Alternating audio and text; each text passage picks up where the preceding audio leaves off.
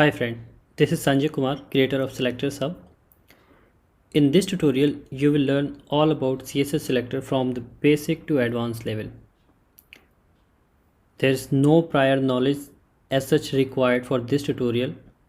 If you are a beginner or you don't know anything about like HTML, then also fine. If you have a basic knowledge of HTML or if you have ever opened any website in DOM, that's a great.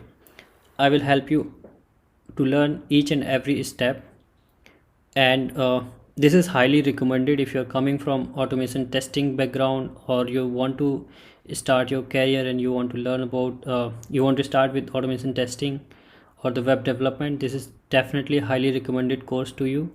If you are using Selenium, Cypress, WebDriver, IO, this course is going to help you a lot to save a huge amount of time, and definitely it will be a big plus in your skill set. And I will teach you all about like differences between XPath, CSS selector, different kinds of tricks writing CSS selector with basic functions, advanced functions, and with respect to parent, child, etc. So stay tuned and let's continue. Thank you.